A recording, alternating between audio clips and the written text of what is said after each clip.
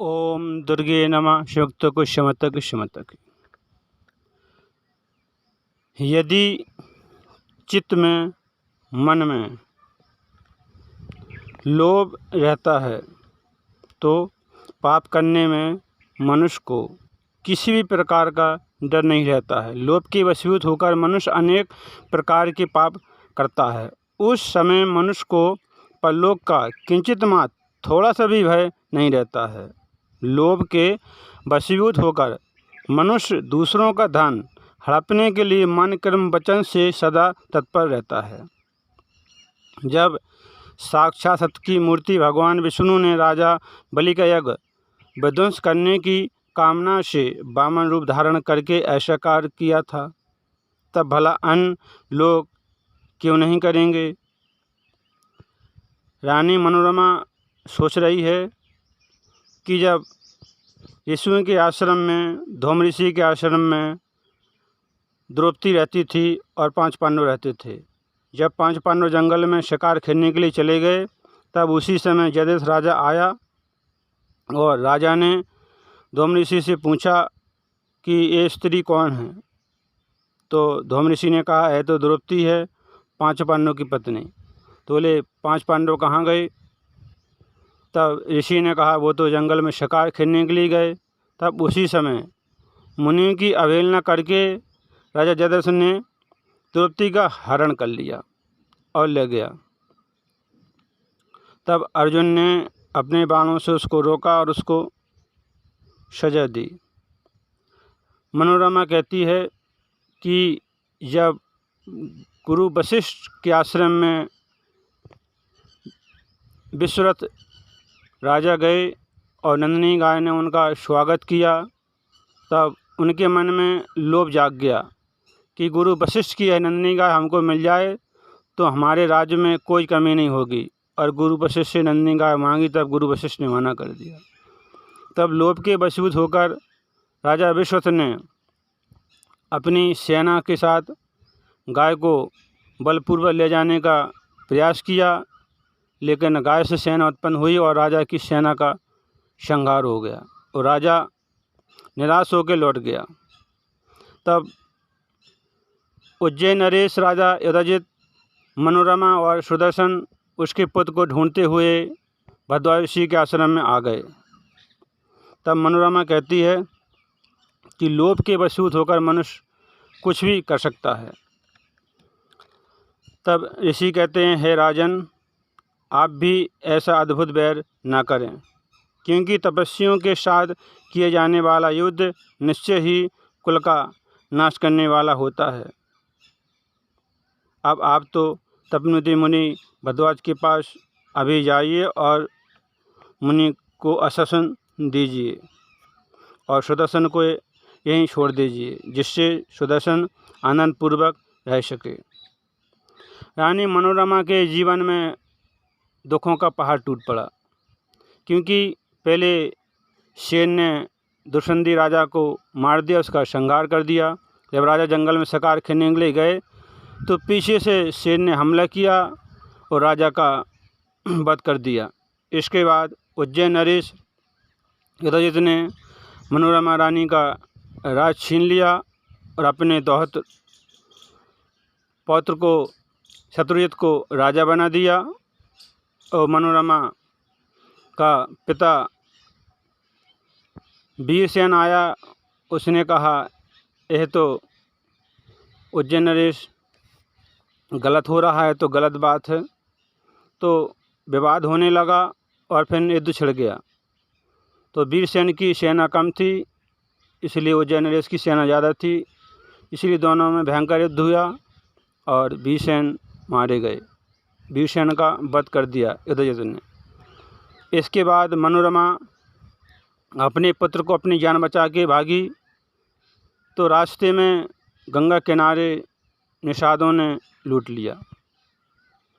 रानी मनोरमा को चारों तरफ से दुख ही दुख मिला। मनोरमा का पति राजा दुष्यंती मारे गए शेर के द्वारा और राज छिन गया, और उनके वीरसेन पिताश्री थे वो भी मारे गए। और जब अपने प्राण बचा के भागी तो रास्ते में निषादों ने, चोरों ने रानी मनोरमा को लूट लिया।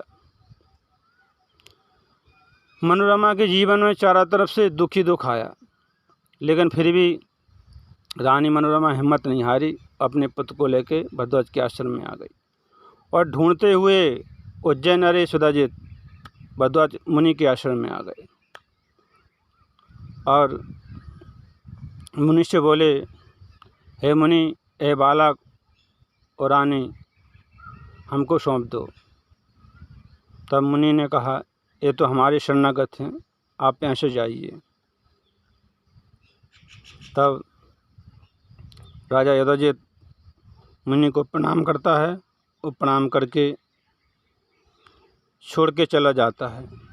मुनि कहता है, राजन, कभी देवयोग से भी वज्र तृण बन जाता है और किसी समय तृण वज्र बन जाता है, इसमें कोई संदेह नहीं है।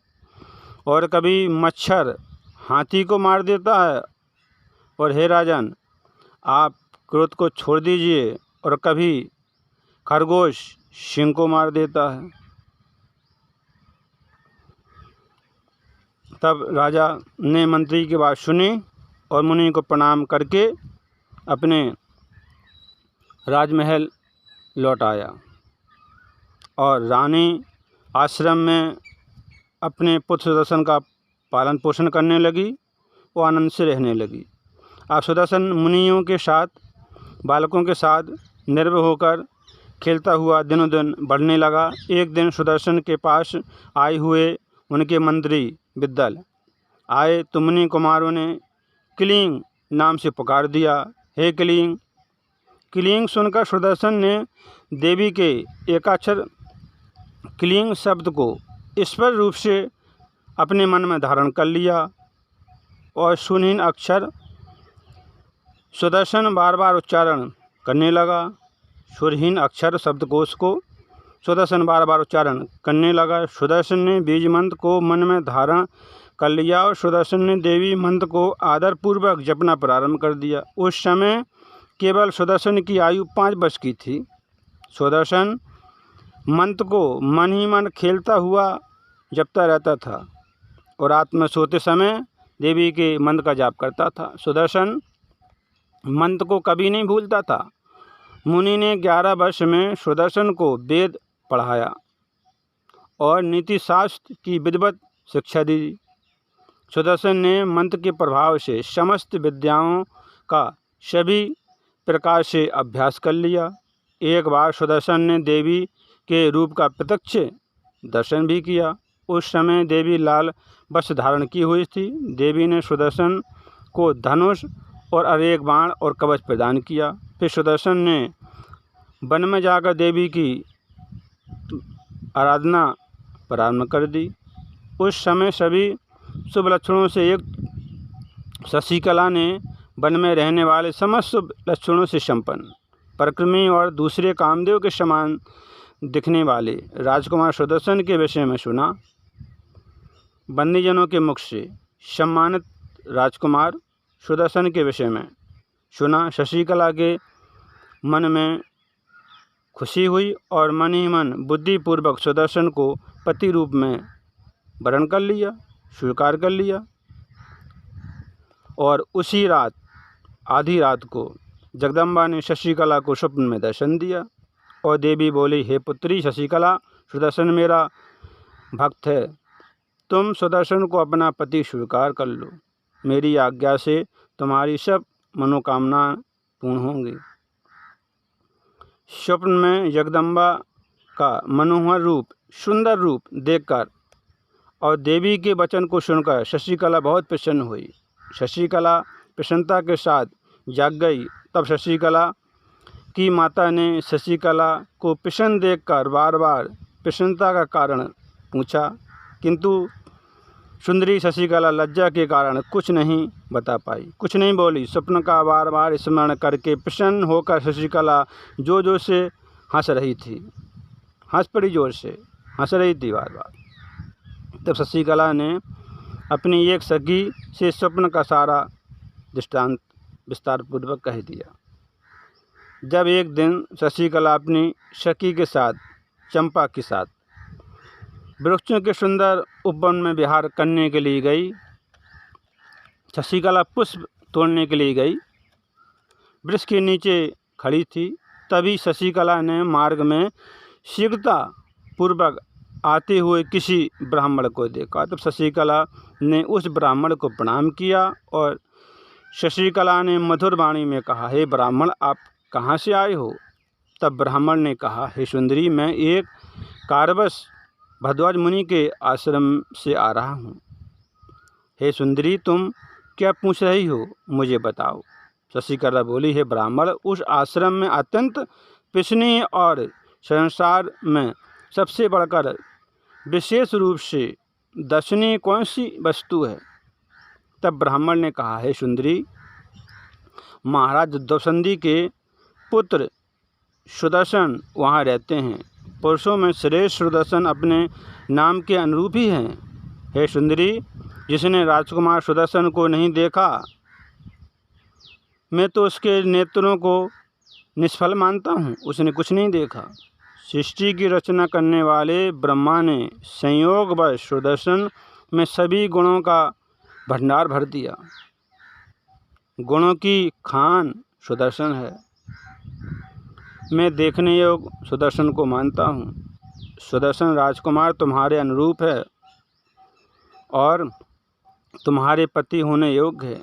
मणि और कांचन की भांति तुम दोनों का संयोग पहले से निश्चित हो चुका है। ब्राह्मण का वचन सुनकर सुंदरी शशिकला प्रेम विभोर हो गई और ब्राह्मण इतना कहकर शांत भाव से चला गया। शशिकला ने अपनी इच्छा से एक सखी से कहा, हे सखी, राजकुमार के विषय में सुनकर मेरे शरीर में विकार उत्पन्न हो गया। अब मैं क्या करूं और कहाँ जाऊं? मेरे पिता अभी मेरा स्वयंवर भी नहीं आयोजित कर रहे हैं। यदि स्वयंवर हुआ तो इच्छानुसार अपने को सुदर्शन को मैं समर्पित कर दूंगी। सुदर्शन शशिकला के हृदय में पूर्ण रूप से बस गए थे। भगवती के वाग्बीज मंत्र में कि जब से सुदर्शन को सिद्धि प्राप्त हो गई। सुदर्शन पूर्ण रूप से ध्यानमग्न होकर सर्वोत्तम मंत्र का निरंतर जप करता रहा।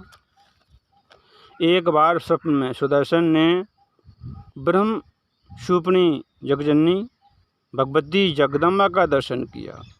उसी समय सिंहबेरपुर के निषाद ने सुदर्शन को रथ प्रदान किया। निषाद ने राजकुमार को विजयशाली समझकर भैंसरूप रथ प्रदान किया था। सुदर्शन ने प्रेम पूर्वक रथ को स्वीकार किया और निषाद का स्वागत किया। तब निषाद के चले जाने पर आश्रम के मुनियों ने प्रसन्न होकर सुदर्शन से कहने लगे, राजकुमार, आप धन्य हो। भगवती की कृपा से थोड़ी ही दिनों में निश्चित ही तुम अपना राज प्राप्त कर लोगे, इसमें कोई संदेह नहीं है। विश्व मोहिनी और वरदानी भगवती जगदम्बा आपके ऊपर प्रसन्न है।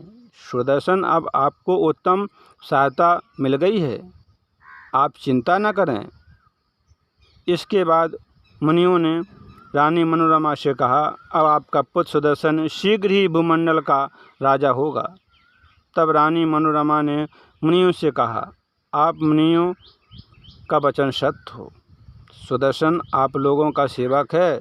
सच्ची उपासना से सब कुछ संभव हो जाता है, किंतु सुदर्शन के पास न सेना है, न मंत्री है और न कोई सहायता करने वाला है।